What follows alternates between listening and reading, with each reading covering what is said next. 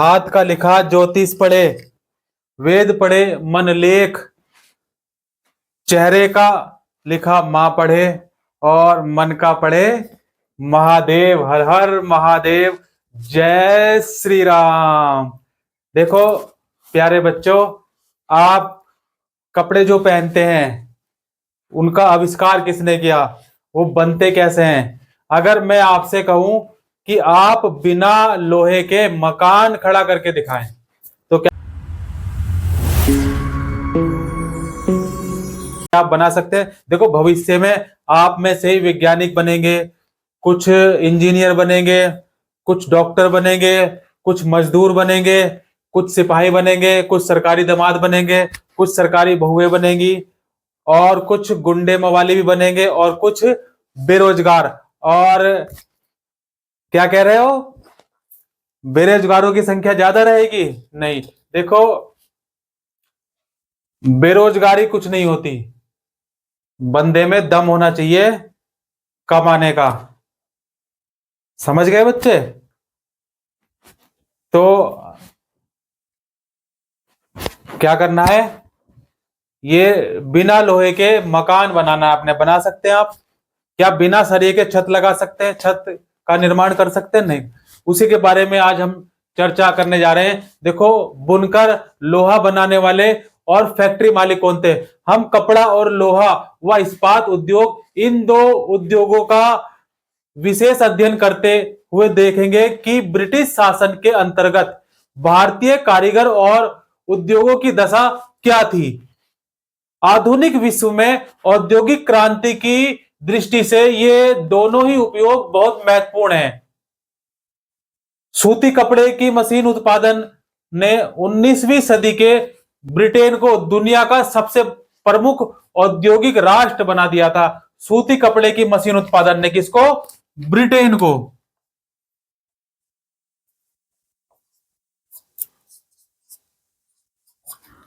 Britain Britain को दुनिया का सबसे प्रमुख औद्योगिक राष्ट्र बना दिया था।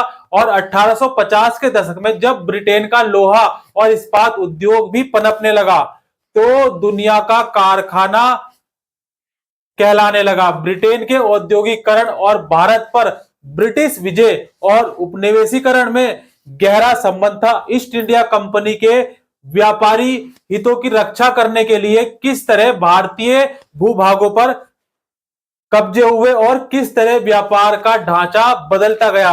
18वीं सदी के आखिर में ईस्ट इंडिया कंपनी भारत से चीजें खरीदती थी। कब? 18वीं सदी में। 18वीं सदी में ईस्ट इंडिया कंपनी भारत से क्या करती थी? भारत से चीजें खरीदती थी। भारत से चीजें खरीदती थी, उन्हें इंग्लैंड व यूरोप में ले जाकर बेचती थी। भाई ईस्ट इंडिया कंपनी क्या करती थी?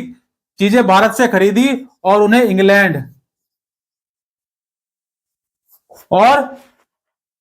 यूरोप इंग्लैंड और यूरोप में जाकर बेचती थी। इसी क्रय विक्रय से उसे भारी मुनाफा होता था। जैसे जैसे ब्रिटेन का औद्योगिकरण उत्पादन बढ़ने लगा, वहां के उद्योगपति भारत को अपने औद्योगिक उत्पादों के विशाल बाजार के रूप में देखने लगे। इस तरह ब्रिटेन से तैयार माल भारत के बाजारों में आने लगा। ब्रिटेन से तैयार माल कहां आने लगा? भारत के बाजारों में आने लगा। इससे भारतीय शिल्पों और उद्योगों पर किस तरह असर पड़े? तो भारतीय कपड़े का और विश्व बाजार कैसा था, दोनों में दृष्टि से देखते हैं। कैसे देखते हैं? दृष्टि से देखते हैं। क्या दृष्टि से देखने पर क्या पाया? दूरबीन से देखा तो क्या पाया? बंगाल पर अंग्रेजों की विजय से पहले, जब अंग्रेजों ने बंगाल पर विजय प्राप्त की, उससे पहले 1750 के आसपास भारत पूरी तरह, देखो 1750 की अगर हम बात करें, 1750 के आसपास भारत पूरी तरह दुनिया में कपड़ा उत्पादन के क्षेत्र में औरों से कोसों आगे था। औरों के मुकाबले कोसों आगे था। भारतीय कपड़े लंबे समय से अपनी गुणवत्ता और बारीकी कारीगरी के लिए दुनिया भर में मशहूर था। दक्षिण पूर्वी एशिया, जावा, सुमात्रा और पेनांग, जावा, इंडोनेशिया में पड़ेगा, सुमात्रा, जावा, सुमात्रा और पेनांग, पेनांग, पेनांग तथा पश्चिमी मध्य एशिया में इन कपड़ों का भारी व्यापार था। 16वीं शताब्दी से पूर्व की व्यापारिक कंपनियां यूरोप में बेचने के लिए भारतीय कपड़े खरीदने लगी, यूरोप में बेचने के लिए भारतीय कपड़े खरीदने लगी। इस फलते फूलते व्यापार और भारतीय बुनकरों के हुनर की यादें अंग्रेजों और अन्य भाषाओं के बहुत सारे शब्दों में आज भी जिंदा है, आज भी जिंदा है। भारतीय बुनकरों के हुनर की यादें अंग्रेजों और अन्य भाषाओं के बहुत सारे शब्दों में आज भी जिंदा है। देखो, शब्द भले ही शब्द को कोई स्पर्श नहीं कर सकता, भले ही शब्द को कोई स्पर्श नहीं कर सकता, पर शब्द सभी को स्पर्श कर सकते हैं। तो अंग्रेजों और अन्य भाषाओं के बहुत सारे शब्दों में आज भी जिंदा है। ऐसे शब्दों की जड़ों को ढूंढना और उनके अर्थ जानना बड़ा मजेदार है। मजेदार है, क्या है? मजेदार है। अच्छा, शब्दों में इतिहास छुपा होता है, शब्दों में क्या होता है? छिपा हुआ इतिहास छिपा होता है शब्दों में। यूरोप के व्यापारियों ने भारत से आया बारीक सूती कपड़ा, भाई यूरोप ये क्या करते थे? ईस्ट इंडिया कंपनी भारत से चीजें खरीदते थे और इंग्लैंड और यूरोप में दुगने तिगने दामों में बेचते थे। तो शब्दों में ही इतिहास छिपा हुआ है। यूरोप के व्यापारी भारत से आए बारीक सूती कपड़ा सबसे पहले मौजूद इराक के मोसुल शहर में अरब के व्यापारियों के पास देखा गया। यूरोप के व्यापारियों ने भारत से आया बारीक सूती कपड़ा सबसे पहले मौजूद इराक देखो 75 लाख रुपए का सवाल है। इराक के मोसुल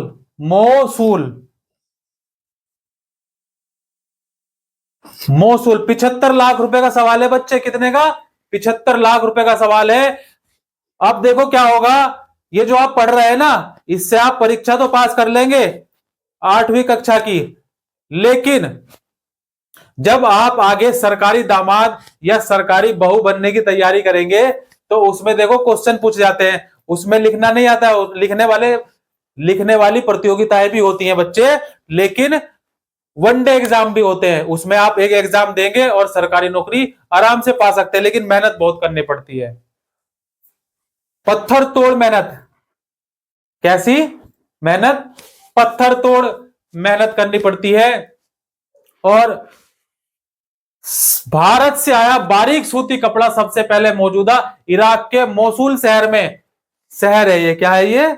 शहर में अरब के व्यापारियों के पास देखा गया। किसके पास? अरब के व्यापारियों के पास देखा गया था। इसी आधार पर वे बारीक बुनाई वाले सभी कपड़ों को क्या कहने लगे? मलमल। टट्टी नहीं वे, नहीं, मलमल। क्या? मलमल कहने लगे। जल्दी ही यह शब्द खूब प्रचलित हो गया। मसालों की तलाश में जब पहली बार पुर्तगाली, क्या? मसाले जो खाना बनाते हैं ना, चटपटा एकदम मसालेदार जायकेदार, वो मसाले भारत की ही देन है। भारत मसालों का बागान भारत में ही सबसे ज्यादा मात्रा में मसाला उत्पादन होता है भारत में। मसालों की तलाश में जब पहली बार कौन आए? पुर्तगाली। कौन आए बच्चे?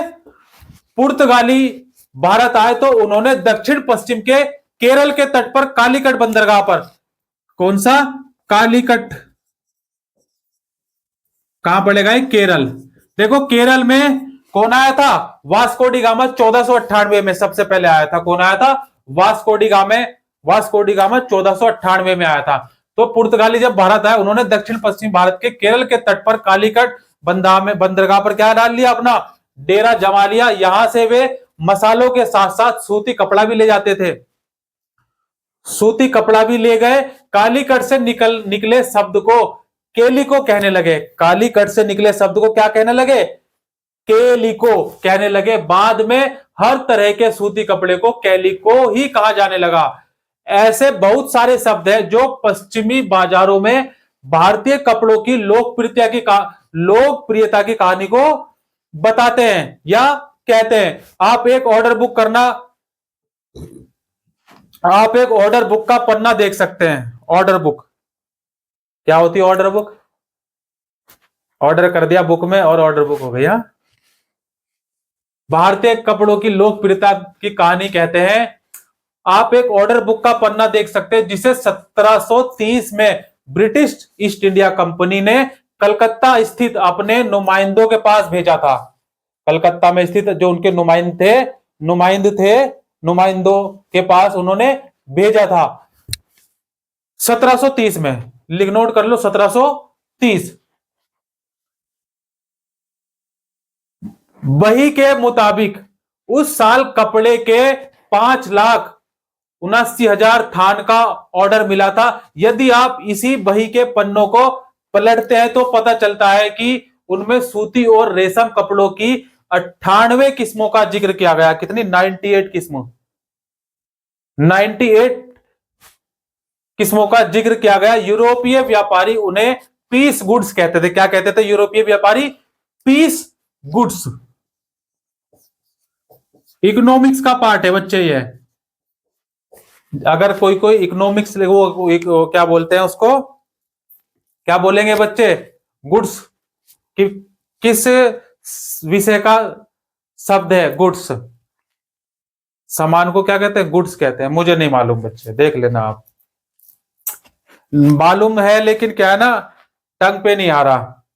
और मैं अपने इस 1400 ग्राम पे जोर डालूं तो टाइम निकल जाएगा और मैं ये फिर भटक जाऊंगा और मुझे भटकाव पसंद नहीं है। समझ पाए? बाद में पूछ लेना आराम से मुझे, तब तक मैं याद कर लूंगा, है ना? तब तक मैं रट्टा मार लूंगा, याद कर लूंगा। है रट्टा नहीं मारना चाहिए बेटे। देखो बेटे, पढ़ाई समझने की चीज है, याद करने पढ़ने की चीज नहीं है, समझने की चीज है। और पढ़ाई से क्या होता है? पढ़ने से ये खुलता है दिमाग। क्या होता है? दिमाग हमारा खुलता है, इसकी सर्विस होती है। जितना आप पढ़ेंगे उतनी इसकी ज्यादा सर्विस होगी। और ज्यादा हार्ड सर्विस करनी है तो क्या कर सकते हैं आप? मैथ की कैलकुलेशन करें, क्यूब स्क्वायर टिप्सों पे करें, इसकी क्या होगी? अब आप मुझे जो आप पढ़ रहे हैं ये किस काम आएगा भविष्य में? आपके किसी काम आएगा? अच्छा, आप 7वीं कक्षा का याद है अभी आपको कुछ? बताओ सबसे पहले नगर कहां बसे थे? नहीं याद है ना? क्यों? मतलब पास हो गए तो खत्म कहानी, किसी का काम का नहीं है। देखो 6 से लेकर 12 तक की पढ़ाई बच्चे क्यूब के बराबर, क्यूब की तरह है। क्यूब देखा है आपने? क्यूब को सॉल्व किया है कभी? कल सभी बच्चे क्यूब लेके आएंगे। क्या लेके आएंगे? क्यूब लेके आएंगे सभी बच्चे और उसको सॉल्व करेंगे एक क्यूब की तरह। कैसे? देखो 6, 7, 8, 9, 10, 11, 12, 12 में जाके क्या है? क्यूब कंप्लीट हो जाता है। और फिर उसके बाद आप जो है क्या है? मैच्योरिटी अचीव कर लेते हैं कि आप क्या हो गए? अब मैच्योर हो गए।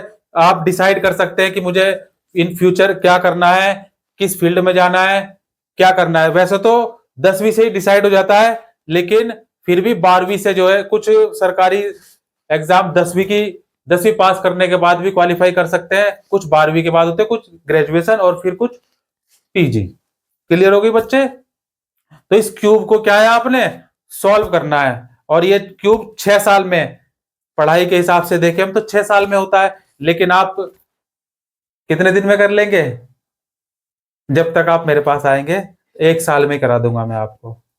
क्लियर होगी? 6 साल की पढ़ाई 1 साल में। पढ़ना नहीं है, याद कुछ नहीं करना है, लिखना कुछ नहीं है, सिर्फ क्या है? समझना है और इसमें स्टोर करना। ये क्या है? अलमारी है। क्या है बच्चे? ये अलमारी है। और अलमारी में आप जो है ना, देखो आप कपड़े कैसे रखते हैं? अलमारी में तय लगा के रखते हैं ना। और अलमारी में क्या है? अलमारी में देखो क्या है? पोर्शन बने होते हैं ना, और हर पोर्शन अलग अलग होता है। गोदरेज अलमारी की देख लो, कोई सी भी कंपनी की अलमारी ले लो, लोहे की बनी होती है, टीन की बनी होती है ना? और वही हमारा आज का टॉपिक है, लोहा, अयस्क लोहा। कपड़े, कपड़े किस में लगते हैं? लोहे की अलमारी, टीन की अलमारी में लगते हैं। तो ये भी हमारा दिमाग भी क्या है, अलमारी की तरह है, और इसमें जो स्टोरेज करनी है ना, बेफिजूल का कचरा नहीं भरना है इसमें, ठीक है ना। अच्छी अच्छी चीजें स्टोर करनी है। क्या करनी है? अच्छी अच्छी चीजें स्टोर करनी है। जब आपके दिमाग में इतना आएगा तब आप इतना लिख पाएंगे एग्जाम में। समझ पाए बच्चे? क्लियर होगी बात? ठीक है, चलिए टॉपिक पे आते हैं। देखो क्या था, 98% किस्मों का जिक्र किया था किसमें? रेशम के कपड़ों का। और इसे क्या कहा जाता था? पीस गुड्स कहते थे, जो आमतौर पर 20 गज लंबा और 1 गज चौड़ा थान होता था। थान, अब थान क्या होता है? थाना पुलिस थाना नहीं, थान। कपड़ों को क्या है, देखो कपड़े का क्या है, अब एक ही कलर का कपड़ा है, ठीक। थान किसको बोलेगा? अगर आपको एक सूट सिलवाना है, एक पैंट सिलवानी है, पैंट शर्ट सिलवानी है, तो 2.25 मीटर या 3.5 मीटर में शायद पैंट, और 2.25 मीटर 2.5 मीटर में शर्ट हो जाती है, तो वो थान नहीं कहलाएगा। थान कैसा होगा? इतना मोटा रोल होगा, और उसमें जैसे इसमें दे रखा है 20 गज, अब वर्तमान में ये क्वांटिटी चेंज हो गई होगी थान की, ठीक है। अब जैसे 1 पाउंड है, 1 पाउंड में कितने ग्राम होगा? $1 कितने रुपए के बराबर होता है? ठीक है, तो ये क्या है? मेजरमेंट है, मेजरमेंट। क्लियर होगी बच्चे? तो पीस गुड्स को कहते कहते थे, और जो आमतौर पर 20 गज लंबा और 1 गज चौड़ा थान होता था। आइए अब इसी बही में दी गई विभिन्न किस्मों के नामों को देखें। थोक में जिन कपड़ों का ऑर्डर दिया जाता था, उनमें छापेदार सूती कपड़े भी शामिल थे। छापेदार सूती कपड़े भी क्या थे? शामिल थे। उन्हें ये व्यापारी क्या कहते थे? क्या कहते थे?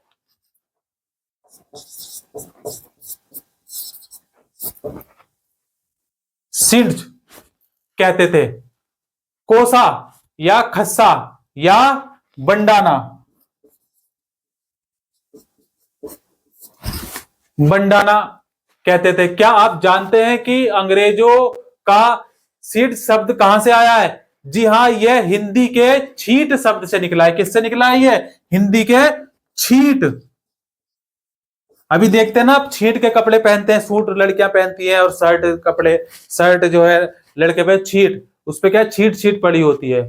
अब आसान भाषा में समझा दूं छीट क्या होती है। आप क्या करना बच्चे, जब आपके घर में पेंट होगा ना, कभी दिवाली पे लोग पेंट कराते हैं ना, साफ सफाई करते हैं पेंट, और नए बनाते हैं, तो नए मकान बनाते हैं, तब उस पे पहली बार पेंट होता है ना। तो जब आपका कमरा रेडी हो जाए, तब आप ब्रुश लेना, और अगर आपने अपने कमरे में पिंक कलर कराया है, आपने अपने कमरे में पिंक कलर कराया है, तो आप क्या करना, ब्लैक कलर लेना, ब्रुश ब्लैक कलर के डब्बे में डुबोना ब्रुश को, और ऐसे कर देना यूं खड़े खड़े ही, ठीक है। तो उससे जो है क्या, छीट पड़ जाएंगे, एक अच्छा डिजाइन भी तैयार हो जाएगा, और आपको छीट शब्द समझ में भी आ जाएगा। और छीट शब्द से ही निकला है ये वाला मामला। क्लियर होगी बात? देखो हमारे यहाँ छीट रंगीन फूल पत्ती वाले छोटे छापे के कपड़े को कहा जाता था। अब तो क्लियर हो गई ना। अब उन छीटों की जगह जो है क्या है, फूल पत्ती वाले, फूल पत्ती की छीट तो आप मान नहीं सकते, तो उनके क्या डिजाइन आते हैं, क्या आते हैं? डिजाइन आते हैं फूल पत्ती वाले। ये फूल पत्ती वाली क्लास हो रही है क्या? चुप।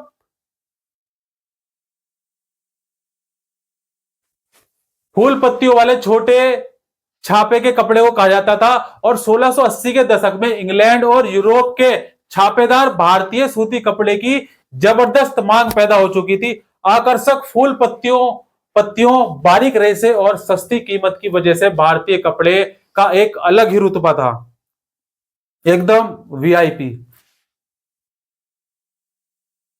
1680 के दशक में इंग्लैंड के रईस ही नहीं बल्कि खुद महारानी भी भारतीय कपड़े से बने परिधान पहनती थी। परिधान क्या होता है बच्चे? परिधान बोलते हैं कपड़े को।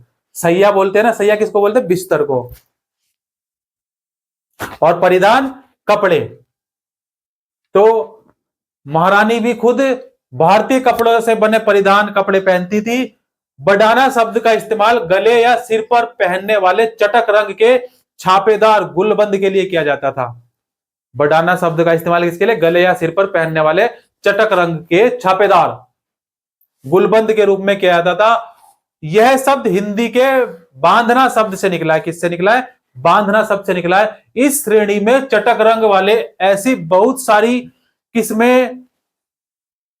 के कपड़े आते थे जिन्हें बांधने और रंग साजी की विधियों से ही बनाया जाता था।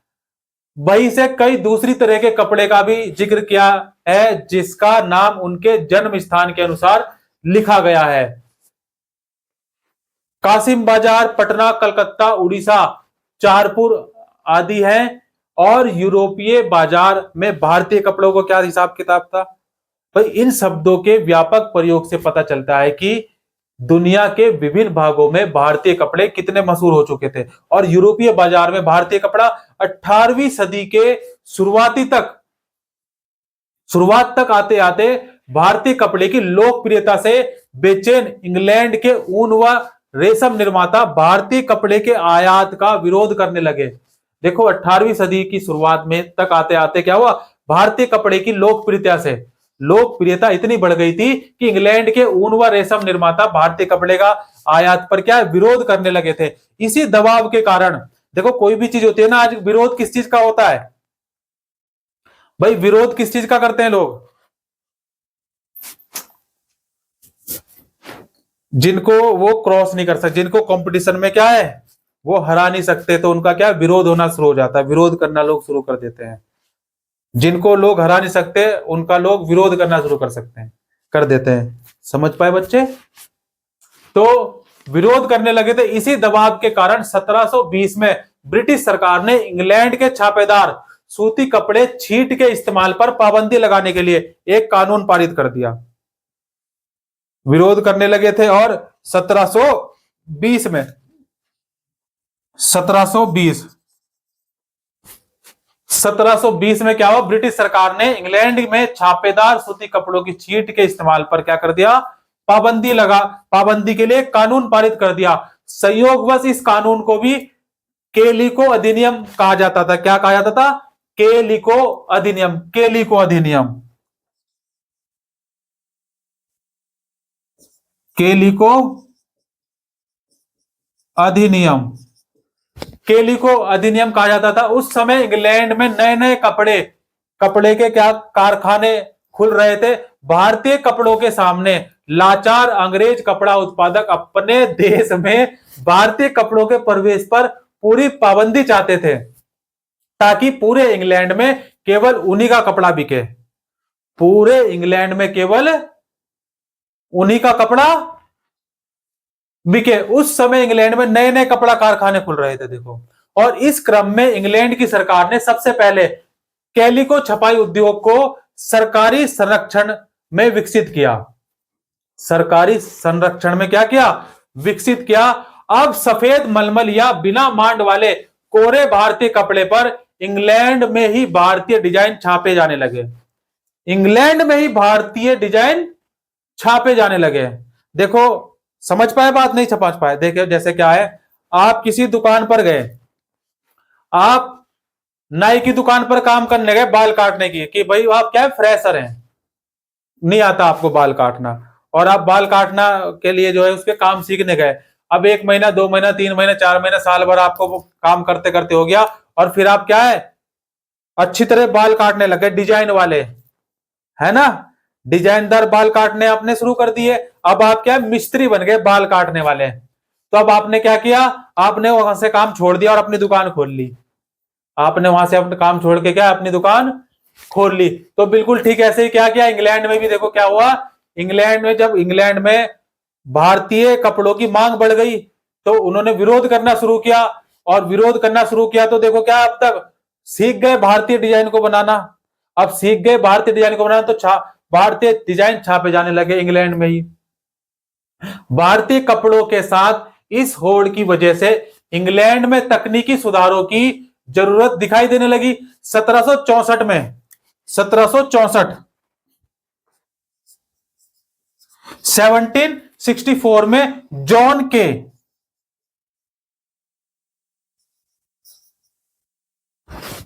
के ने स्पिनिंग, क्या लिखेंगे,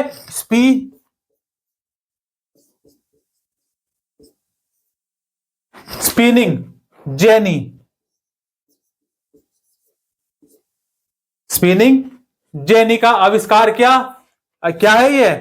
धैर्य रख, पता चल जाएगा, ठीक है। धैर्य का फल क्या होता है? मीठा होता है। और धैर्य बताने की चीज नहीं है, धैर्य रखने की चीज है। धैर्य, धैर्य क्या होता है? धैर्य रखा जाता है। क्लियर होगी बात?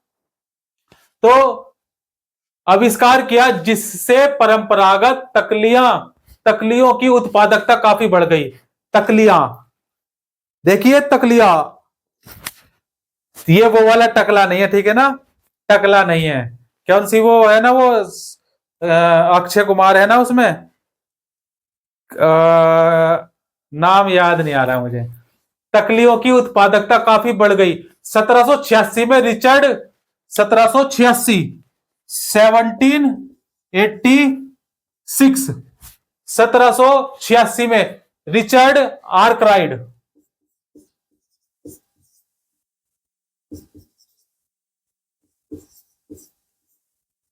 रिचर्ड आर्कराइट,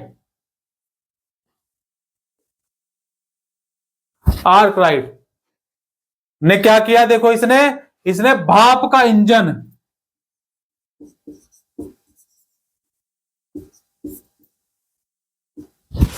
स्टीम मोमो खाते हैं ना आप, स्टीम मोमोज, फ्राई मोमोज, तो ये भाप का इंजन। मोमोज खाते हैं ना आजकल, चाइनीज मोमोज नहीं खाते? अच्छा, आज ही खाए? तो देखो, ये वो वाला मोमोज नहीं, ठीक है ना, ये क्या, स्टीम, भाप का इंजन। 1786 में रिचर्ड आर्कराइट ने, हाँ, रिचर्ड आर्कराइट ने क्या किया? भाप का इंजन का आविष्कार किया, जिसने सूती कपड़े की बुनाई को क्रांतिकारी रूप से बदल दिया।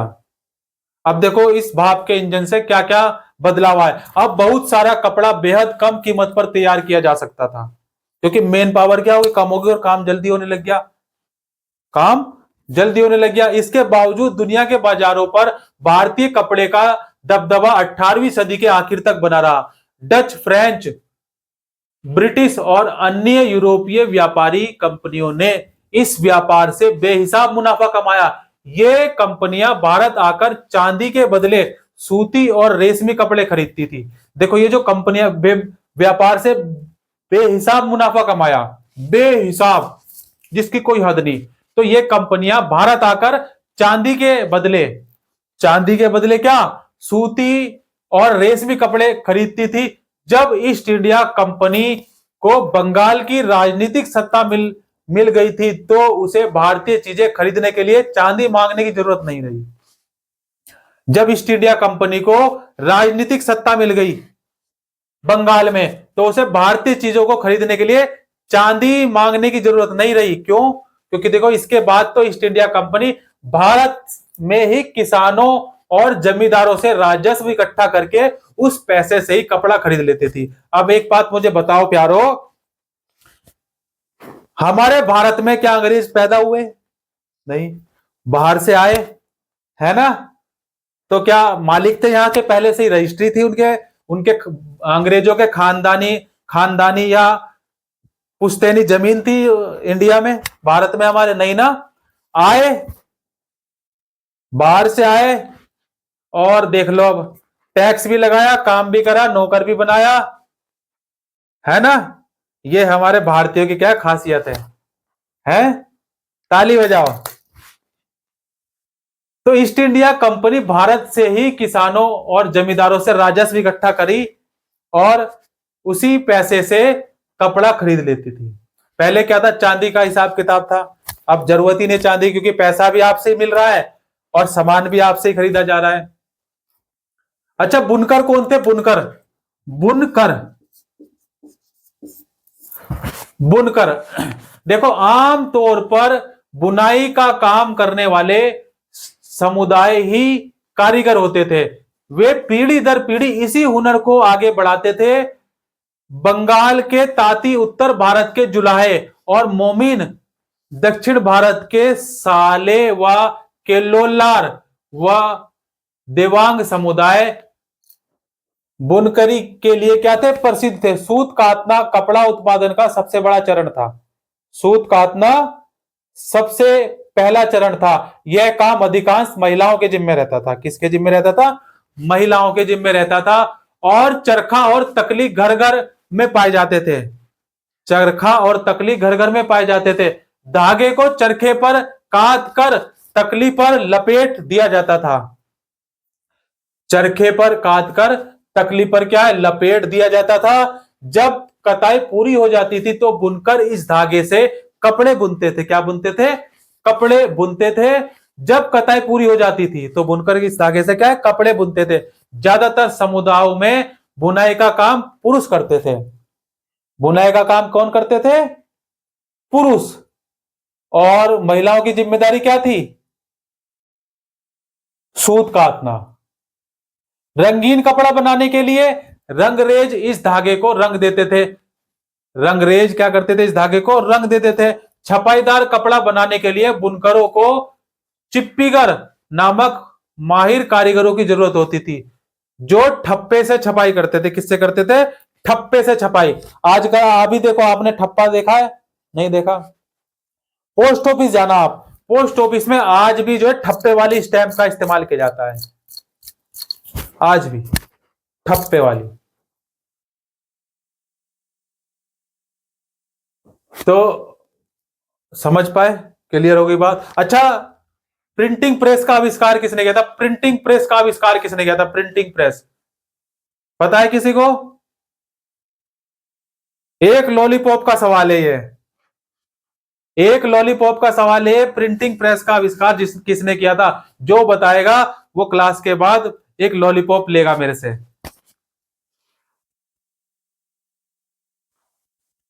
तो देखो, टाइम अप हो गया।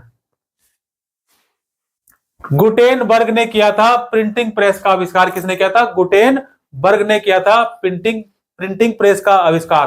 तो छपाईदार कपड़ा बनाने के लिए बुनकरों को चिप्पीगर नामक माहिर कारीगरों की क्या होती थी? जरूरत होती थी। और जो ठप्पे से क्या करते थे? छपाई करते थे।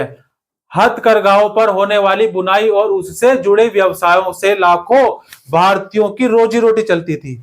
लाखों भारतीयों की क्या चलती थी? रोजी रोटी चलती थी। अच्छा, भारतीय कपड़े का देखो पतन कैसे हुआ। अब हर चीज की एक्सपायरी डेट होती है और चाइनीज माल तो ज्यादा टिकता ही नहीं है, ये तो आपको जान मालूम है। और चाइनीज मांझे पर भी देखो बैन है, चाइनीज ऐप पर भी बैन हो चुका है। और चाइनीज का कोरोना आया तो कोरोना ने भी जो है क्या है, भारत को फेस्टिवल बनाना सिखाया घर में। नहीं, भारत में लोगों ने फेस्टिवल बनाया बहुत खुशी से। लेकिन कोरोना की ठुकाई भी अच्छी की, तभी तो भाग गया, अदरवाइज तो खत्म ही थी कहानी। तो हर चीज का क्या है, पतन होता है। बुलंदियों पर था, लेकिन इंग्लैंड ने क्या कर दिया, भारतीय छापे की छपाई वहीं इंग्लैंड में शुरू कर दी। तो अब धीरे धीरे क्या है, पतन होने लग गया। ब्रिटेन में सूती कपड़ा उद्योग के विकास से भारतीय कपड़ा उत्पादकों पर कई तरह के असर पड़े। पहला क्या था, अब भारतीय कपड़े को यूरोप और अमेरिका के बाजारों में ब्रिटिश उद्योगों में बने कपड़ों से मुकाबला करना पड़ा। अब क्या है, कंपटीशन बढ़ गया। दूसरा, भारत से इंग्लैंड को कपड़े का निर्यात करना मुश्किल होता जा रहा था, क्योंकि ब्रिटिश सरकार ने भारत से आने वाले कपड़े पर भारी सीमा शुल्क थोप दिया था। जो भारत से आने वाला कपड़ा था उस पर क्या, बहुत ज्यादा टैक्स लगा दिया था, बहुत ज्यादा टैक्स लगा दिया था। तो इंग्लैंड में बने सूती कपड़े ने 19वीं सदी की शुरुआत तक भारतीय कपड़े को अमेरिका गए हैं कभी? अमेरिका सपने में तो जा सकते हो नहीं। अफ्रीका और यूरोप के परंपरागत बाजारों से बाहर कर दिया। इसी वजह से हमारे यहाँ के हजारों बुनकर क्या हो गए, बेरोजगार हो गए। हजारों बुनकर बेरोजगार हो गए। सबसे बुरी मार बंगाल के बुनकरों पर पड़ी। सबसे बुरी मार जो पड़ी किस पर पड़ी? बंगाल के बुनकरों पर पड़ी। ब्रिटिश और यूरोपीय कंपनियों ने भारतीय माल खरीदने बंद कर दिए और उनके एजेंटों ने तयशुदा आपूर्ति के लिए बुनकरों को पेशगी देना बंद कर दिया था। परेशान बुनकर ने मदद के लिए बार बार सरकार से गुहार लगाई, कोई मरता क्या ना करता, क्या करेगा गरीब आदमी, क्या करेगा, सरकार से ही गुहार लगाएगा। इससे ना केवल बुनकरों बल्कि सूत काटने वालों को भी सूत काटने वालों की भी हालत खराब हो गई। जो लाखों ग्रामीण महिलाएं सूत काट कर ही अपनी आजीविका चला रही थी, वे बेरोजगार हो गई। भारत में हथकरघाओं से होने वाली बुनाई पूरी तरह खत्म हो गई थी। इसकी वजह यह थी कि कपड़ों की कुछ किस्में मशीनों पर नहीं बन सकती थी। भला जटिल और मन भावन किनारियों वाली साड़ियां या परंपरागत बुनाई वाले कपड़े मशीनों पर कैसे बन सकते थे। इन कपड़ों की न केवल रईसों के बीच बल्कि मध्य वर्ग में भी काफी मांग थी, और ना ही ब्रिटेन के कपड़ा मिलों में वह बेहद मोटा कपड़ा बनता था जिसे भारतीय गरीब पहनते थे। अपने पश्चिमी भारत में स्थित सोलापुर और दक्षिण भारत में स्थित मदुरा का जिक्र जरूर सुना होगा। जरूरी है इसलिए मैंने बताया आपको। ये शहर 19वीं सदी, कौन से मैं लिख दूं? ठीक है, देखो पश्चिम भारत का कौन सा है? सोलापुर। पश्चिमी भारत का सोलापुर। बसंती, इन कुत्तों के सामने मत नाचना, देखिए। मध्य भारत का सोलापुर और दक्षिण भारत का है मदुरा।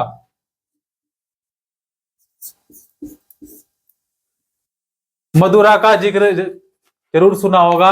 यह शहर 19वीं सदी के आखिर में बुनकरी के नए महत्वपूर्ण केंद्र बनकर क्या है, सामने आए थे। और बाद में राष्ट्रीय आंदोलन के दौरान महात्मा गांधी ने भी लोगों से आह्वान किया वे आयातित कपड़ों का बहिष्कार करें और हाथ से कते सूत और हाथ से बुने कपड़े ही पहने। इस तरह खादी राष्ट्रवाद का प्रतीक बनती चली गई। चरखा भारत की पहचान बना और 1931 में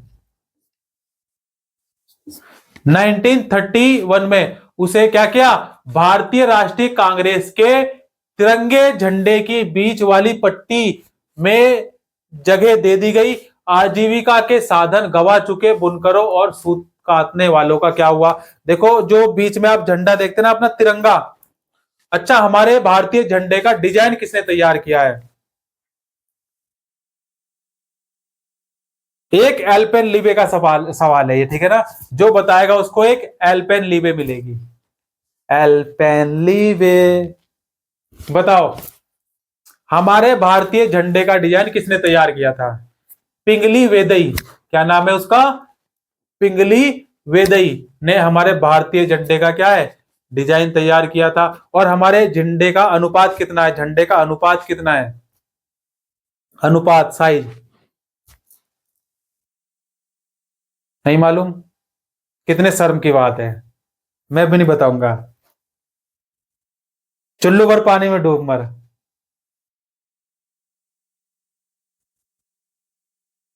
तो 1931 में भारतीय, बस चुप हो जा। जब तेरे को इतना नहीं पता, अब मैं तेरे को वो बताने बैठूं तो इसे कब बताऊंगा? ठीक है, अभी तेरी क्लास लगाऊंगा मैं, क्लास खत्म होने के बाद। तुझे झंडा ये ना बना दिया तो कहना झंडा ऊंचा रहे हमारा, विजय विश्व तिरंगा प्यारा। 1931 में बीच वाली पट्टी में जगह दी। कितनी तिल्लियां होती हैं? चक्र होता है ना, 24। Very good. आजीविका के साधन गंवा चुके बुनकरों और सूत काटने वालों का क्या हुआ? देखो उनमें से बहुत सारे तो खेतिहर मजदूर बन गए। कुछ काम की तलाश में शहरों की तरफ चले गए। कहां चले गए? काम की तलाश में शहरों की तरफ चले गए। और बहुत से देश से बाहर अफ्रीका व दक्षिण अमेरिका के बागानों में काम करने के लिए चले गए। इनमें से कुछ हथकरघा बुनकरों को बंबई, अब का जो मुंबई है, अहमदाबाद, सोलापुर, नागपुर और कानपुर में खुले नए कपड़ा कारखानों में नौकरी भी मिल गई थी। सूती कपड़ा मिलों का उदय कैसे हुआ? सूती कपड़ा मिलों का उदय कैसे हुआ? भारत में पहली सूती मिल, भारत में पहली सूती मिल जो तैयार स्थापना हुई उसकी 1854 में। 1854 में कहा हुई थी? बंबई में हुई थी बच्चे, कहा हुई थी? बंबई में। बंबई आम खाया आपने? हापुस आम खाया? हापुस आम, बंबई आम। तो कहा हुई? बंबई में स्थापित हुई। और यह कताई मिल थी 19वीं सदी के शुरुआत में ही भारत से इंग्लैंड और चीन को होने वाले कच्चे कपास के निर्यात के लिए बंबई एक महत्वपूर्ण बंदरगाह बन चुका था। बंबई एक महत्वपूर्ण बंदरगाह बन चुका था, जहां पर जहाज आते हैं ना, वो बंदरगाह होता है। क्लियर होगी बात? पश्चिमी बंबई भारत की काली मिर्च वाली उस विशाल पट्टी से काफी निकट था जहां कपास की खेती की जाती थी। जब वहां सूती कपड़ा मिलों की स्थापना हुई तो उन्हें कच्चा माल आसानी से मिलने लगा। 1900 तक आते आते बंबई में 84 कपड़ा मिलें चालू हो चुकी थी। उनमें से बहुत सारी मिलें पारसी और गुजराती व्यापारियों ने खोली थी, जो चीन के साथ व्यापार के जरिए काफी पैसा कमा चुके थे। जो चीन के साथ व्यापार से काफी पैसा कमा चुके थे। भाई पैसे वाला ही तो खोल सकता है कंपनी, अब वेल्ला तो खोल नहीं सकता ना, बहुत पैसा चाहिए कंपनी खोलने में, फैक्ट्री खोलने में, नहीं। तो जिन गुजराती व्यापारियों, पारसी व्यापारियों ने चीन के साथ व्यापार के जरिए काफी पैसा कमाया था, उन्होंने ही खोली। इसके दौरान दूसरे शहरों में भी ऐसे कई कारखाने खोले गए। अहमदाबाद में पहला कारखाना, अहमदाबाद,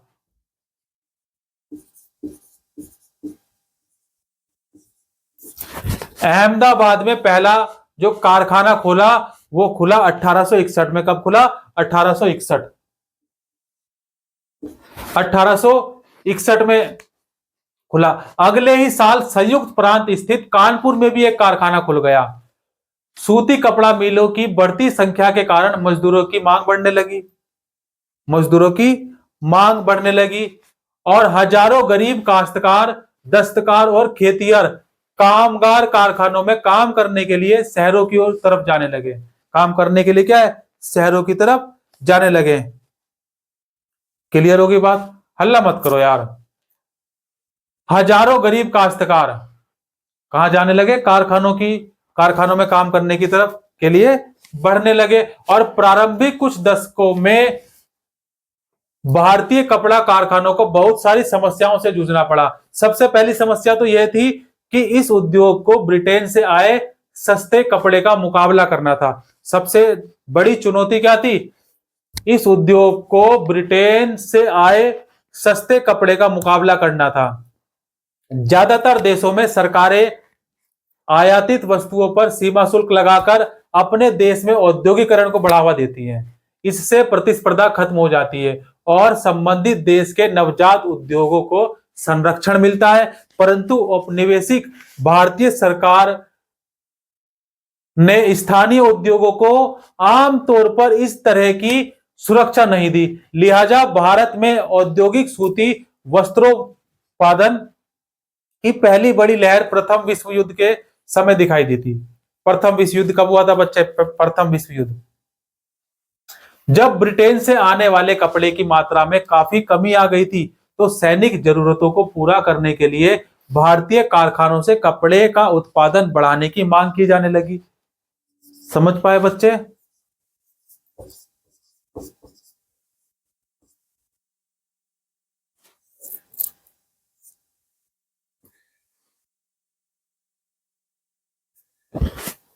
टीपू सुल्तान की तलवार लिख देते हैं, चलो, तलवार।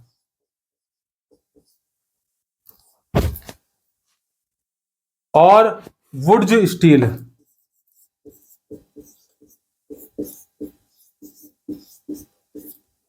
Woods steel. भारतीय इस्पात और लोह धातु कला की कहानी हम टीपू सुल्तान के मशहूर किस्से से शुरू करते हैं। टीपू सुल्तान के मशहूर किस्से से शुरू करते हैं। देखो, जीवन कठिन तब लगता है जब हम स्वयं में बदलाव करने के बजाय परिस्थितियों को बदलने का क्या करते हैं? प्रयास करते हैं। परिस्थितियों को बदलने का प्रयास करते हैं। तो टीपू सुल्तान की तलवार और वुड स्टील की कहानी हम किससे शुरू करते हैं? टीपू सुल्तान के मशहूर किस्से से शुरू करते हैं। ये वही टीपू सुल्तान है जिन्होंने 1799 तक मैसूर पर 1799 मैसूर मैसूर पर शासन किया और अंग्रेजों से 4 लड़ाइयां लड़ी। अंग्रेजों से इन्होंने 4 लड़ाइयां लड़ी, हाथ में तलवार लिए लड़ते लड़ते मारे गए। टीपू सुल्तान की विश्व विख्यात तलवारें आज इंग्लैंड के संग्रहालयों के बहुमूल्य संपत्ति हैं।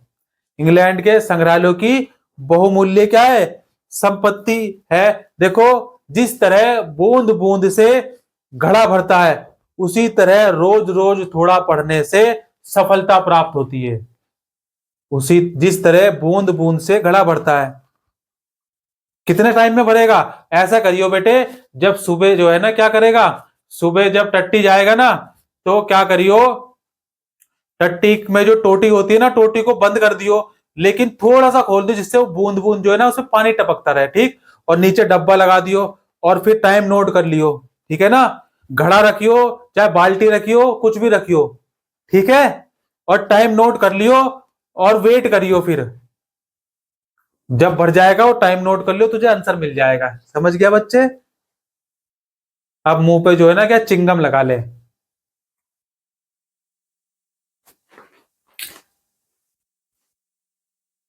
बहुमूल्य संपत्ति थी, है, थी नहीं है। लेकिन क्या आप जानते हैं कि टीपू सुल्तान की तलवार इतनी खास क्यों थी? क्या खास बात थी उसमें? हर चीज में देखो क्या ना कुछ खास बात होती है ना। हर चीज में क्या है? खास बात होती है। मेरे में भी एक खास बात है, मेरे में भी खास बात है। क्या खास बात है बता दूं? आप हमें नफरत से देखो या प्यार से देखो। आपने पूछा ना, आपके सवाल का जवाब दे रहे हैं हम, ठीक है ना। ध्यान से सुनिएगा, ठीक है ना, ध्यान से सुनिएगा। क्या आप हमें नफरत से देखो या प्यार से देखो? आप हमें नफरत से देखो या प्यार से देखो, हम दोनों में ही कमाल दिखते हैं। हम दोनों में ही कमाल दिखते हैं। समझ पाए बच्चे? ये खासियत है मेरे अंदर। समझ गए? देखो, तो इस तलवार की क्या खासियत थी? दरअसल इस तलवार की धार इतनी सख्त और पैनी थी कि वह दुश्मन के लोह कवच को भी आसानी से चीर सकती थी। तो देखो, पहले युद्ध में जो है क्या है, युद्ध में देखते ना आपने, वो देखी है, क्या नाम है उस पिक्चर का, बाहुबली। देखिए बाहुबली, बाहुबली 2 भी आ गई।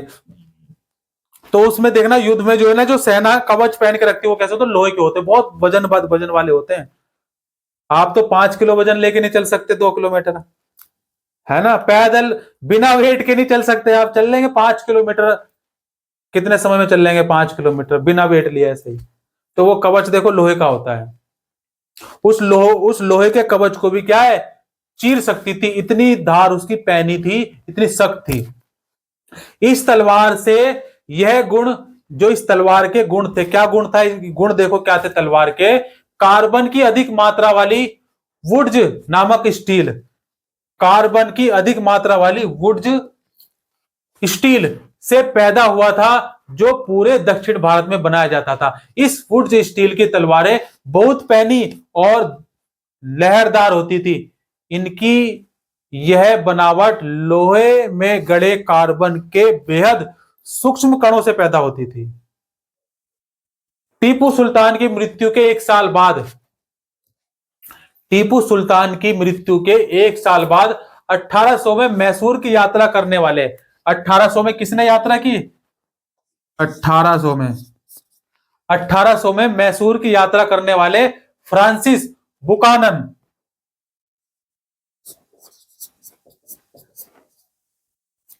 फ्रांसिस बुकानन ने इस बात का ब्यौरा दिया कि मैसूर की सैकड़ों प्रगलन भट्टियों में वुड स्टील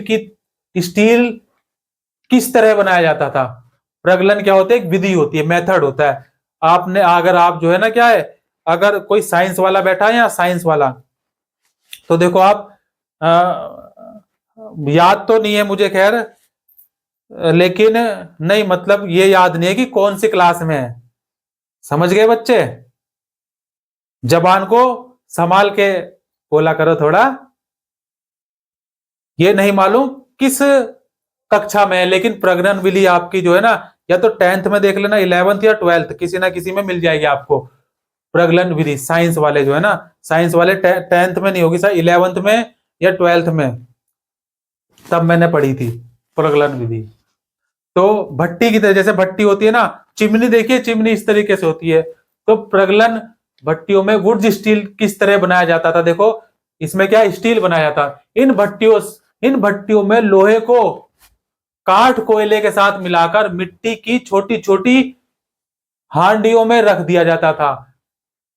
मिट्टी की छोटी छोटी हांडियों में रख दिया जाता था। जैसे आप जन्माष्टमी पे हांडी फोड़ते हैं ना, नहीं फोड़ते, फोड़ते हैं ना, तो छोटी छोटी हांडियों में रख दिया जाता था। तापमान के जटिल उतार चढ़ाव को नियंत्रित करते हुए प्रज्ञालक इस्पात की सिल्लियां तैयार कर लेते थे, जिनका न केवल भारत बल्कि पश्चिम और मध्य एशिया में भी तलवार बनाने के लिए इस्तेमाल किया जाता था। वुड्स असल में कन्नड़ शब्द है। वुड्स जो है कन्नड़ शब्द उक्कू, तेलुगु शब्द उक्कू, हुक्कू। देखो लिख देता हूं, ठीक है ना, समझ में तब आएगा आपके। देखो कन्नड़ क्या है, वुड्स यहां लिखा है ना, ये वाला, ये वुड्स। कन्नड़ शब्द जो है उक्कू,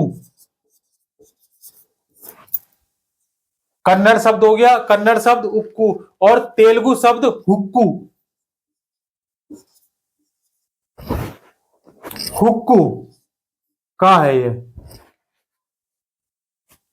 और तमिल व मलयालम शब्द उरुक्कू।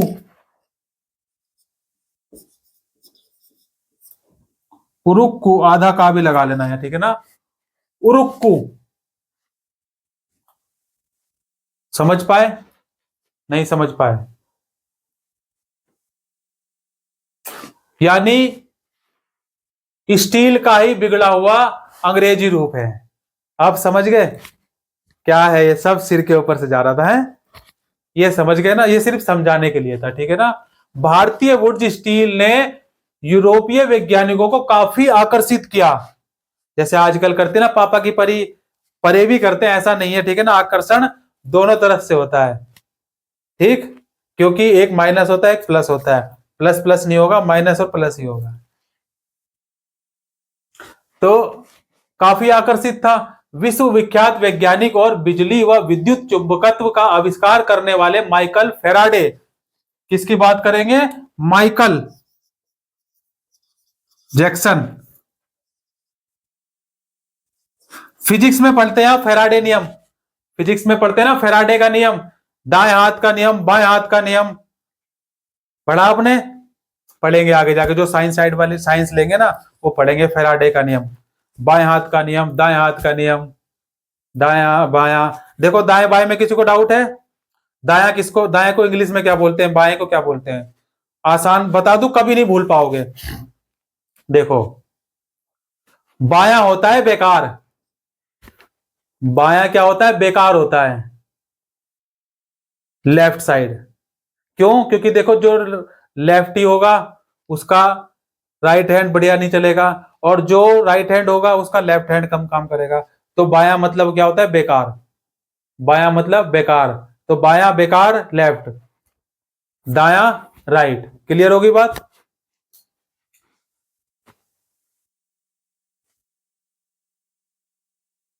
अब देखो हुआ क्या, विख्यात विश्व विख्यात वैज्ञानिक बिजली व विद्युत चुंबकत्व का आविष्कार करने वाले कौन थे, माइकल फेराडे। भारतीय वुड स्टील की विशेषताओं का 4 साल, भारतीय स्टील की विशेषताओं का 4 साल 1818 से 1822 तक अध्ययन किया इन्होंने, 1818 से 1822 तक क्या किया इन्होंने, अध्ययन किया, किसका, बिजली व विद्युत चुंबकत्व का आविष्कार करने वाले माइकल फेराडे ने। इन्होंने देखो 2 क्वेश्चन हो गए, क्या कि विद्युत चुंबकत्व का आविष्कार किसने किया था, बिजली का आविष्कार किसने किया था, माइकल फेराडे। और भारतीय वुड्स स्टील की विशेषताओं का 4 साल इन्होंने अध्ययन किया, परंतु दक्षिण भारत में इतनी प्रचलित वुड्स स्टील निर्माण प्रक्रिया 19वीं सदी के मध्य तक आते आते पूरी तरह लुप्त हो चुकी थी, पूरी तरह लुप्त हो चुकी थी। लुप्त का मतलब क्या हुआ? खत्म हो चुकी थी। क्या आप क्या आप बता सकते हैं ऐसा क्यों हुआ होगा? बता सकता है कोई? भारत पर अंग्रेजों की जीत के साथ ही यहां का तलवार और हथियार उद्योग समाप्त हो गया। भारतीय कारीगरों द्वारा बनाए गए लोहे और इस्पात का स्थान इंग्लैंड से आए लोहे और इस्पात ने ले लिया। क्लियर हुई बात? देखो, रिपीट करूं, लोहे और इस्पात का स्थान, लोह और इस्पात का स्थान इंग्लैंड से आए लोहे और इस्पात ने ले लिया। जो इंग्लैंड से लोहा और इस्पात आया उसका स्थान इस यहां के ने इंग्लैंड से जो आया था उसने ले लिया। समझ पाए? अब गांव की भट्टियां कैसे उजड़ी? वुड से स्टील उत्पादन के लिए लोहे के परिशोधन की बेहद परिष्कृत तकनीक जरूरी थी, परंतु भारत में 19वीं सदी के अंत तक लोहे का प्रगलन एक सामान्य गतिविधि थी। खास तौर से बिहार व मध्य भारत के हरेक जिले में ऐसे प्रगालक कारगर थे जो लोहा बनाने के लिए लौह अयस्क के स्थानीय भंडारों का क्या करते थे? इस्तेमाल करते थे। क्या करते थे? इस्तेमाल करते थे। इसी लोहे से कारखानों में दैनिक इस्तेमाल के औजार और साधन बनाए जाते थे। ज्यादातर भट्टियां मिट्टी और धूप में सुखाई गई ईंटों से बनी होती थी। प्रगलन का काम पुरुष करते थे जबकि महिलाएं धोकनी चलाती थी। महिलाएं क्या चलाती? धोकनी।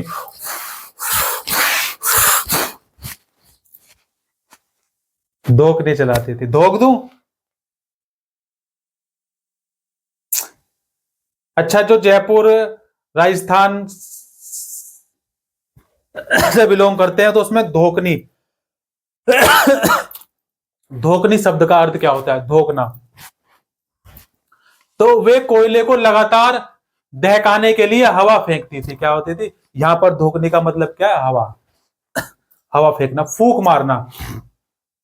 19वीं सदी के अंत तक आते आते लोहे के प्रगलन का हुनर खत्म होने लगा। ज्यादातर गांव में भट्टियां ठंडी पड़ चुकी थी और लोहे का उत्पादन गिरता जा रहा था। ऐसा क्यों हुआ? इसकी एक वजह तो नए वन कानून थी। क्या वजह थी? एक वजह थी नए वन कानून जो बने थे, वनों के कानून जो बने थे। जब औपनिवेशिक सरकार ने आरक्षित वनों में लोगों के प्रवेश पर क्या कर दिया? पाबंदी लगा दी, तो लोहा बनाने वालों को कोयले के लिए भला लकड़ी कहां से मिलती? लकड़ी चाहिए ना कोयला बनाने के लिए, तो लकड़ी कहां से मिलती जब वन कानून बना दिए? और लो एसबी वे कहां से ला सकते थे? वन कानूनों को नजरअंदाज करते हुए वे अक्सर चोरी छिपे जंगलों में जाकर लकड़ी इकट्ठा कर लेते थे। परंतु लंबे समय तक केवल इसी तरह अपना कारोबार जारी नहीं रखा जा सकता था। अब चोरी आप एक दिन कर लोगे, 2 दिन कर लोगे, 3 दिन कर लोगे, है ना? रोज रोज तो नहीं हो सकती चोरी, एक ना एक दिन पकड़े जाओगे। लिहाजा बहुत सारे कारीगरों ने यह पैसा छोड़ दिया। वे आजीविका के दूसरे साधन ढूंढने लगे। कुछ क्षेत्रों में सरकार ने जंगलों में आवाजाही की अनुमति दे दी थी, लेकिन प्रगालकों को अपनी प्रत्येक भट्टी के लिए वन विभाग को बहुत भारी कर चुकाने पड़ते थे, जिससे उनकी आय गिर जाती थी। टैक्स देना पड़ता था। 19वीं सदी के आखिर तक ब्रिटेन में लोहे और इस्पात का आयात भी होने लगा था। भारतीय लोहार भी घरेलू बर्तन व औजार आदि बनाने के लिए आयातित लोहे का इस्तेमाल करने लगे थे। इसकी वजह से स्थानीय प्रज्ञालकों द्वारा बनाए जा रहे लोहे की मांग कम होने लगी। 20वीं सदी की शुरुआत तक लोहा और इस्पात बनाने वाले कारीगरों के सामने एक नई चुनौती आ खड़ी हुई। क्या नई चुनौती थी? देखो, भारत में लोहा व इस्पात कारखानों का उदय होने लगा। 1904 की बात है। कब की बात है? 1904। 1904 की बात है। 1904 की बात है। 1904 क्या हुआ था? 1904 में बता बच्चे, क्या हुआ था? देखो, हर दिन एक नई शुरुआत है। मानो क्या हो सकता था कि बजाय यह सोचिए कि क्या किया जा सकता है। क्या किया जा सकता है? समझ पाए बात को? नहीं? हर दिन एक नई शुरुआत है। मानो क्या हो सकता था की बजाय यह सोचिए कि क्या किया जा सकता है। 1904 की बात है। अप्रैल के महीने में अमेरिकी भूवैज्ञानिक Charles weld Charles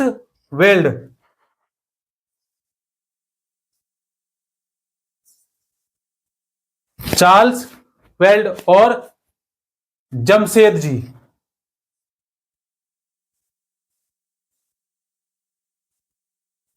Jamshed ji Tata भी लगा लो यार, ये लो।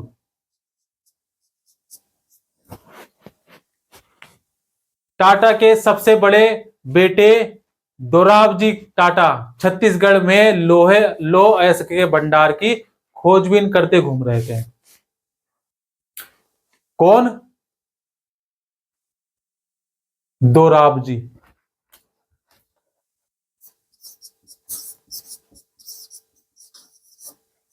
कहां पर घूम रहे थे ये?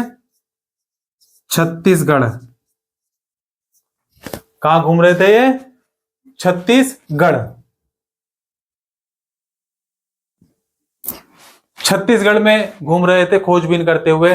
वे भारत के एक आधुनिक लौह एवं इस्पात षड्यंत्र लगाने के लिए अच्छे लौह अयस्क भंडारों की तलाश में कई महीनों और काफी सारा पैसा खर्च कर चुके थे। कई महीनों तक घूमे और काफी सारा पैसा भी खर्च कर चुके थे। जमशेद जी टाटा भारत में बड़ा लौह अयस्क एवं इस्पात कारखाना लगाने के लिए अपनी संपत्ति का बहुत बड़ा भाग खर्च करने को तैयार थे, लेकिन इसके लिए पहली शर्त यह थी कि उम्दा लौह अयस्क भंडारों का पता लगा लिया जाए। एक दिन कई घंटों तक जंगलों में खाक छानने के बाद वेल्ड और दोराबजी एक छोटे से गांव में जा पहुंचे। वहां उन्होंने देखा, क्या देखा उन्होंने? वहां उन्होंने क्या देखा कि कुछ स्त्री पुरुष टोकरियों में भरकर लौह अयस्क ले जा रहे हैं, ऐसे मटक मटक कर, ऐसे। और क्या कह रहे थे? तेरे नैनों में नहीं देखूंगा मैं। समझ गई? पढ़ लो, पढ़। मस्ती कम क्या करो। तो स्त्री और पुरुष टोकरियों में भरकर लौह अयस्क ले जा रहे थे। ये अंग्रिया समुदाय के लोग थे। कहां के? कौन से लोग थे? अंग्रिया। यहां लिख देता हूं मैं।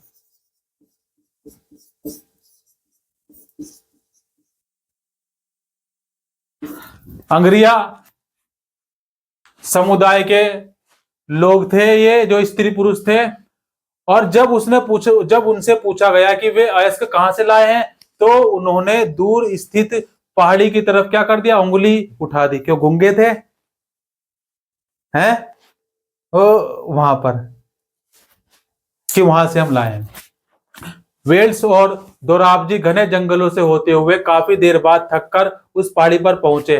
पहाड़ी का अध्ययन करने के बाद वेल्स ने बताया कि उन्हें जिस चीज की तलाश थी वह मिल चुकी है। अब बहुत खुश हुए, हाय मुझे लॉलीपॉप मिल गया। तो बहुत खुश हुए जब उन्हें पता चला कि अब जिसकी हम तलाश कर रहे थे वो हमें मिल चुका है। रजहारा पहाड़ियां दुनिया के सबसे बेहतरीन लौह अयस्क भंडारों में से एक थी, लेकिन यहां एक परेशानी थी। क्या परेशानियां थी? रजहारा है, ठीक है ना? क्या है? रजहारा।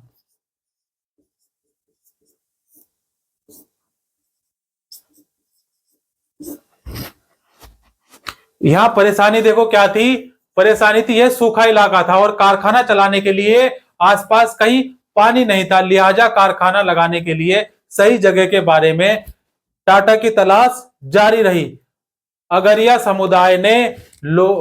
समुदाय के लोगों ने क्या किया? लौह अयस्क का एक और स्रोत ढूंढने में उनकी मदद की, जहां से बाद में भिलई स्टील षड्यंत्र। कौन सा? भिलई। क्या है? भिलई। कहां पड़ेगा ये? बता जरा, तुम बताओ। भिलई लिख दूं? ये लो, भिलाई स्टील षड्यंत्र।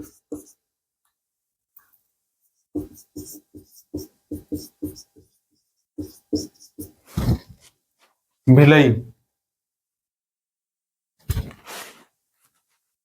कहां पड़ेगा? एक औद्योगिक शहर बनाने के लिए क्या किया? फैक्ट्री लगाई। इस भिलई संयंत्र स्टील संयंत्र को अयस्क की आपूर्ति की गई। कुछ साल बाद स्वर्णरेखा नदी के तट पर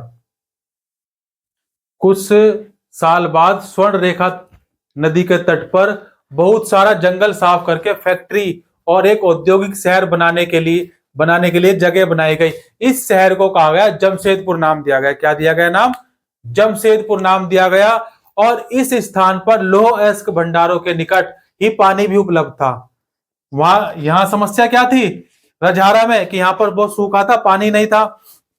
और यहां पर क्या था? जमशेदपुर शहर का नाम दिया गया, पानी उपलब्ध था। जहां Tata iron and steel company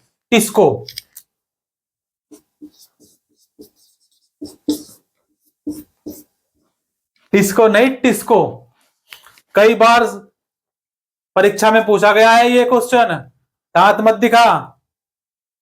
कई बार आया है वनडे एग्जाम में, कई बार सवाल पूछा गया है ये, और तेरे परीक्षा में भी आएगा। 1 नंबर में क्या आएगा बता कि Tata iron and steel company की स्थापना कब हुई, या इसकी फुल फॉर्म भी कई बार पूछ गए। TISCO, Tata iron and steel company की इसकी स्थापना हुई जिसमें 1912 से स्टील का उत्पादन होने लगा। कब से हुआ उत्पादन हुआ इसमें, कहां लिखा मैंने, ये रहा, 1912 से। कब से हुआ? 1912 से इसमें जो है स्टील का उत्पादन होने लगा। और टिस्को की स्थापना बहुत सही समय पर हुई। टिस्को की स्थापना क्या बहुत सही समय पर हुई। 19वीं सदी में भारत आमतौर पर ब्रिटेन में बने स्टील का आयात कर रहा था। भारत आमतौर पर ब्रिटेन में बने स्टील का क्या कर रहा था? इस्तेमाल कर रहा था। भारत में रेलवे के विस्तार की वजह से ब्रिटेन में बनी पटरियों की यहां भारी मांग थी। पटरियों की क्या थी? यहां पर भारी मांग थी। और भारत में रेलवे के विस्तार की वजह से पटरियों की बहुत भारी मांग थी। काफी समय तक भारतीय रेलवे से जुड़े अंग्रेज विशेषज्ञ यह मानने को तैयार नहीं थे कि भारत में भी श्रेष्ठ इस्पात का निर्माण संभव है। मानने को तैयार नहीं थे साले। जब तक टिस्को की स्थापना हुई हालात बदलने लगे थे।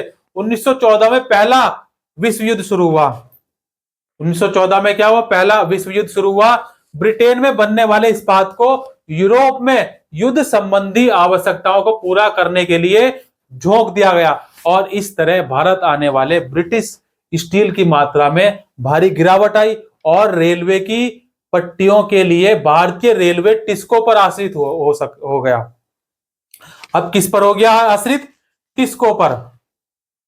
और रेल की पटरियों के लिए क्या हुआ? भारतीय रेलवे टिस्को पर आश्रित हो गया। जब युद्ध लंबा खिंच गया तो टिस्को को युद्ध के लिए गोलों के खोल, बम गोला होता है ना, बारूद, गोलों के लिए खोल और रेलगाड़ियों के लिए पहिए बनाने का काम भी सौंप दिया गया। और 1919 तक स्थिति यह हो गई थी कि टिस्को में बनने वाले 90% इस्पात को औपनिवेशिक सरकार ही खरीद लेती थी। ये इतनी विकट स्थिति हो गई थी। टिस्को का तो फायदा हो रहा था ना? नहीं। जैसे जैसे समय बीता टिस्को समूचे ब्रिटिश साम्राज्य में इस्पात का सबसे बड़ा कारखाना बन चुका था। सूती कपड़े की तरह लौह एवं इस्पात के मामले में भी औद्योगिक विस्तार तभी शुरू हुआ जब भारत में ब्रिटिश आयात गिरने लगा और भारतीय औद्योगिक वस्तुओं की मांग में इजाफा हुआ। यह बदलाव पहले विश्व युद्ध के दौरान और उसके बाद सामने आए। जैसे जैसे राष्ट्रीय आंदोलन क्या हुआ? विकसित हुआ। औद्योगिक वर्ग ताकतवर होता गया और सरकारी संरक्षण की मांग बुलंद हो गई। भारत पर अपना नियंत्रण बनाए रखने के लिए संघर्षरत ब्रिटिश सरकार को औपनिवेशिक शासन के आखिरी दशकों में इनमें से बहुत सारी मांगे माननी पड़ी, बहुत सारी मांगों को मानना पड़ा। और जापान में औद्योगिकरण की शुरुआती साल में 19वीं सदी के आखिर में जापान के औद्योगिकरण का इतिहास भारत के औद्योगिकरण से बिल्कुल उल्टा दिखाई देता है। देखने पर क्या है, बिल्कुल उल्टा दिखाई देता है। भारत में औपनिवेशिक सरकार ब्रिटिश वस्तुओं का बाजार बढ़ाना चाहती थी, ब्रिटिश वस्तुओं का बाजार बढ़ाना चाहती थी, इसलिए उसने भारतीय उद्योगपतियों को किसी तरह सहायता नहीं दी। दूसरी तरफ जापान की सरकार ने अपने देसी उद्योगों को खुलकर बढ़ावा दिया। जापान ने क्या किया, खुलकर बढ़ावा दिया। और 1868 में जापान की सत्ता संभालने वाले मेजी राजवंश का मानना था कि जापान को पश्चिमी प्रभुत्व का सामना करने के लिए औद्योगिकरण के रास्ते पर चलना चाहिए।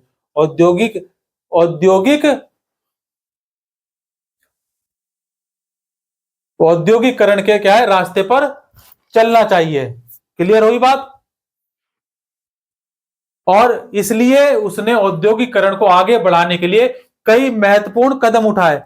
कई महत्वपूर्ण क्या है, कदम उठाए। जरूरी नहीं है कि सब लोग हमें समझ पाए बच्चे, जरूरी नहीं है कि सब लोग हमें समझ पाए, जरूरी नहीं है सब लोग हमें समझ पाए, क्योंकि तराजू सिर्फ वजन बताता है, क्वालिटी नहीं बताता।